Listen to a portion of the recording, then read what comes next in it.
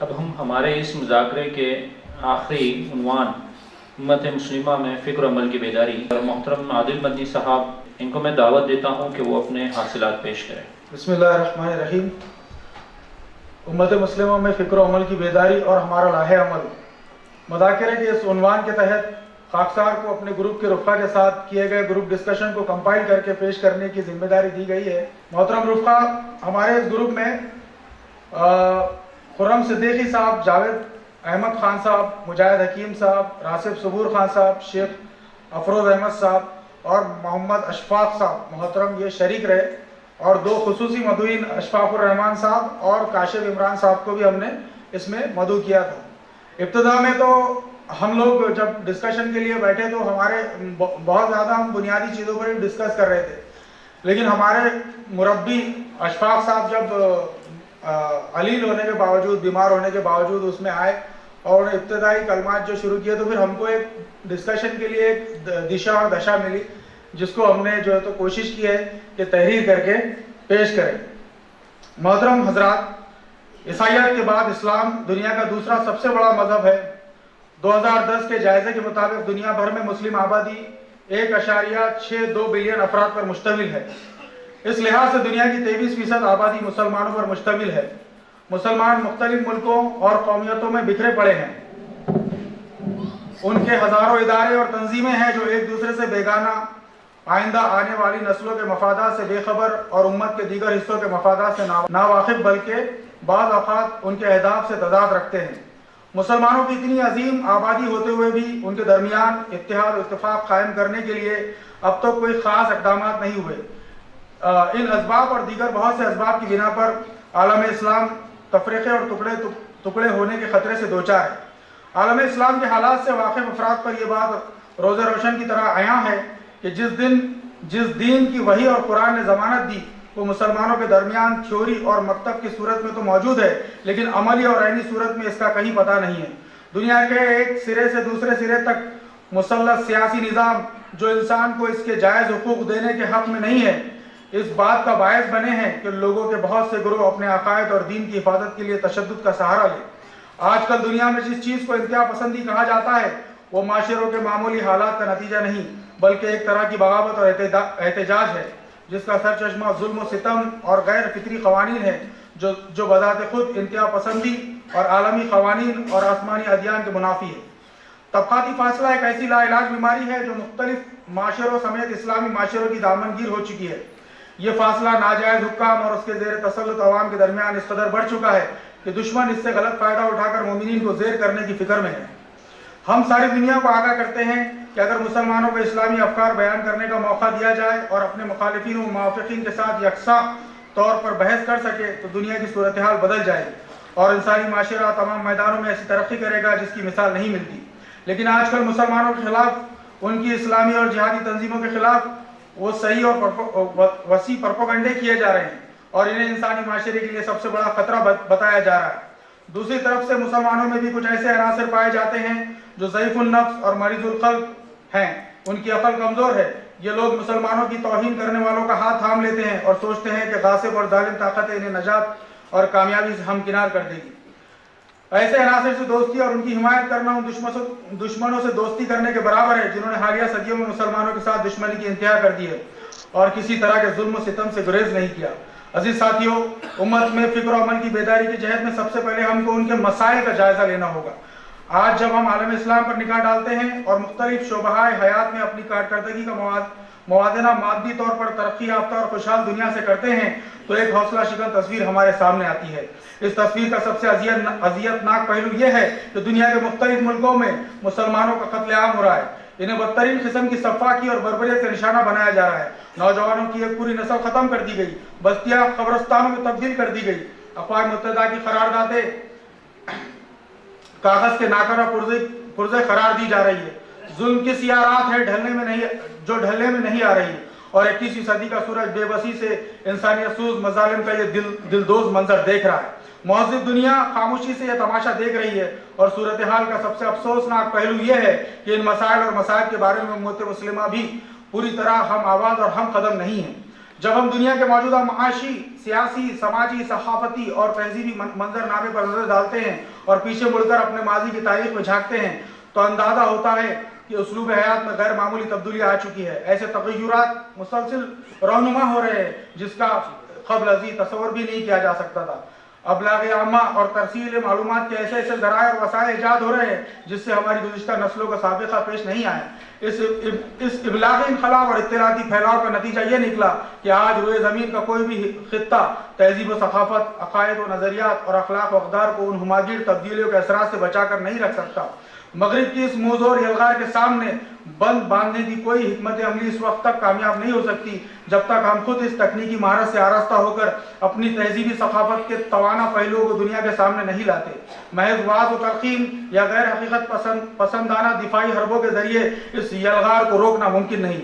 हमें चाहिए कि हम कुरान और सुन्नत की तालीमात, इस्लाम के इंसानियत नवाज पैगाम और अपनी रोशन तहजीबी अक़दार को पूरी क़ुव्वत और खुद एतमादी के साथ दुनिया पर आश्कार करें। ये असर जदीद के तकाज़ों से हम आहंग उसलूब तबलीग है जिसके लिए हमारे अहले इल्म, दानिश और इंफॉर्मेशन टेक्नोलॉजी के माहिरीन को ज़बरदस्त मेहनत करनी होगी। तहजीबों की कशमकश महज एक मनाज़रा नहीं होती जिसमें दलील और जवाबी दलील की क़ुव्वत ही को काफ़ी समझ लिया जाए। तहजीबों का उरूज ज़वाल एक हुमागिर सियासी, माशरती और इक़्तिसादी सरगर्मी से इबारत अमल है जो बरसहा बरस के बाद तश्कील पाता है। आज मगरबी तहजीब के फैलाव और क़ुव्वत तस्ख़ीर का बुनियादी सबब दरअसल जदीद उलूम और साइंस पर इसकी गिरफ्त है जिसने उसे सियासी और इक़्तिसादी तौर पर मुस्तहकम बना दिया है। और यही वो पहलू है जो पूरी मिल्लत इस्लामिया के लिए लम्हे फ़िक्रिया है। ऐ मर्द मुसलमान, दुनिया को रोशन करने वाले सूरज से हरारत और चमक दमक ले, पानी की सील रवां से अपने घरों को रोशन करने वाली बिजली पैदा कर, आसमान पर बसने वाले साकिन, मुतहर्रिक और अजराम फलकी जिन्हें ज़माने क़दीम की कौमें अपना माबूद ख्याल करती थी, तुम्हारी कनीज़े और तुम्हारे हल्क़े बगोश गुलाम हैं। तू तलाश और जुस्तजू का अमल जारी रख, इसे अपनी तदबीर से मजबूत और नतीजा खेज बना और इस अर्ज़ समा को तफसीर कर। जदीद इल्म साइंस उम्मत मुस्लिमा की काविशों का ही समरा है। साइंस, टेक्नोलॉजी, असर हाजिर के उलूम व फ़नून, इल्म हिकमत के मुख्तलिफ शोबों पर उबूर मुसलमानों का खासा रहा है। पुरानी तालीमात में कायनात के सरबस्ता राज़ों की तहक़ीक़ व जुस्तजू को बहुत ज़्यादा अहमियत दी गई। इस्लाम की नज़रियाती अक़दार और साइंसी इर्तिक़ा के दरमियान कभी तसादम व पेकार की फ़िज़ा पैदा नहीं हुई, बल्कि जदीद साइंसी उलूम पर दस्तरस इस्लाम की मुतहर्रिक और रोशन ख्याल फ़िक्र का ही हिस्सा रही। 7वीं से 14वीं सदी ईस्वी तक हम इस्लाम के इस पहलू को मेराज कमाल पर देखते हैं। यही वो दौर है जिसे कीमिया, तबियात, इल्मुल हिंसा और फल्कियात, तिब, फ़लसफ़ा और तारीख़ के शोबों में जाबिर बिन हय्याल, अल-किंदी, अल-ख़वारदमी, अल-राज़ी, इब्न अल-हैशम, अल-बैरूनी, अल-ग़ज़ाली, इब्न रशद और इब्न खुल्दूम जैसे आली क़दर मुफ़क्किरीन, साइंसदान और अहले हिकमत व दानिश दिखाई देते हैं। इस्लाम की फ़िक्र अंगेज़ तालीमात से आरास्ता इन शख्सियात ने अपनी तहक़ीक़ात और अफ़कार के ज़रिए कायनात के असरार और रमूज़ के मुताल्लिक़ वो तहक़ीक़ का ज़ौक़ व शौक़ पैदा किया।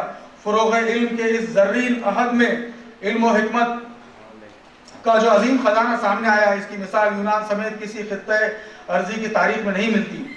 फ़िक्र ताज़ा की इसी लहर ने यूरोप समेत दुनिया के कई खित्तों की नस्ल नौ को इल्म फ़न की नई बुलंदियां सर करने का सलीक़ा अता किया। अफसोस के इल्म हिकमत का ये कारवां तारीख़ के रेज़दारों में खो गया और सल्तनत इल्म की फरमारवाई छिनते ही हमा पहलू ज़वाल हमारा मुक़द्दर हो गया। सल्तनत इल्म की फरमारवाई से महरूमी सियासी ज़वाल का पेश ख़ैमा बनी। सियासी ज़वाल ने तहजीबी जा व जलाल की चकाचौंध मान कर दी। इन सारे अवामिल ने यकजा होकर मुसलमान खित्तों को माशी पसमानदगी की तारीखियों में ढकेल दिया और माशी पसमानदगी के सबब मुसलमानों के कमोबेश सारे इल्मी मराकज़ साम्राज्य की गुलामी जंजीरों में जकड़ी गए।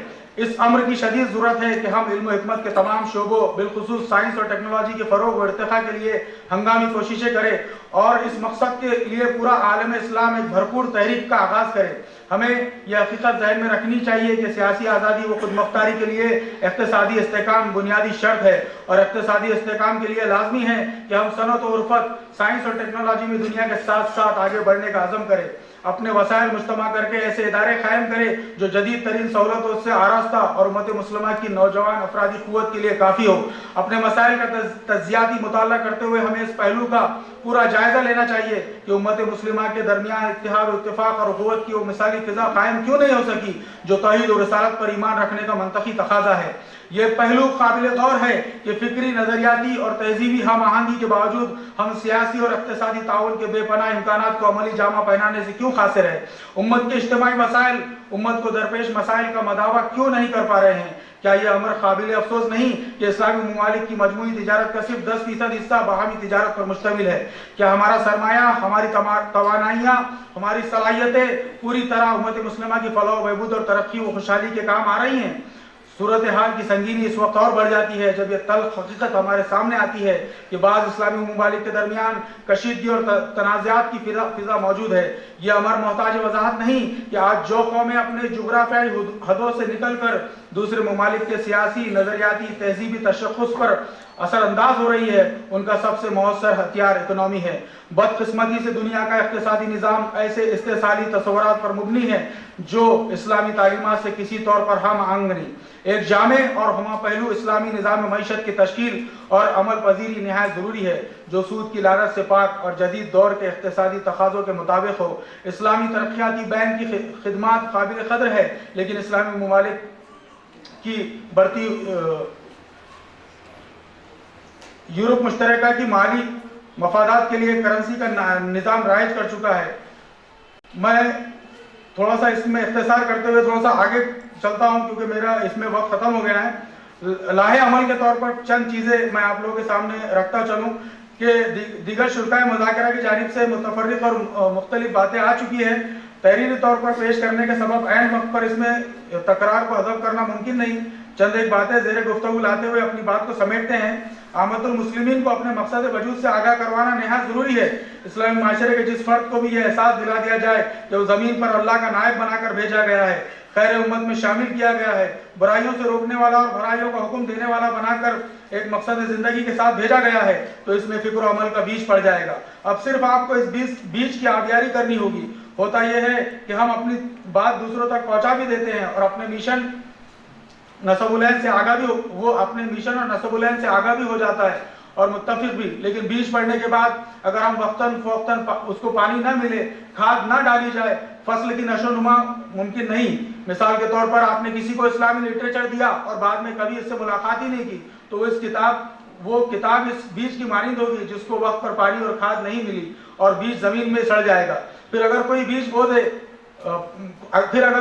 پودے کی شکل اختیار کر بھی لے تو اس کے اطراف کانگریس کے پودے یعنی جنگلی گھاس اگ جائے گی اور اس کی نشو و نما رکاوٹ پیدا کرے گی۔ یہی خیال ہم کو انفرادی ربط میں رکھنا ضروری ہے۔ ہمارے دروس قرآن ہی رہے، وہ خطابات عام ہونے سے اس کی روحانیت کم ہو جاتی ہے اور انسان کو جھنجھوڑنے والا جو انداز قرآن کا ہے اس کی جگہ رسمی تقاریر لوگوں کو اسلام سے بدظن کر رہی ہے۔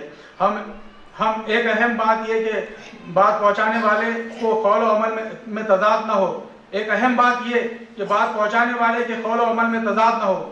آپ آسان نکاح کی بات کریں اور آپ کے گھر میں وہ تمام رسومات انجام دی جائے جو ایک غیر تحریکی مسلمان کے گھر میں بھی ہوتی ہے تو آپ کی تقریر کا کوئی بھی اثر نہیں لے گا، اور رسم و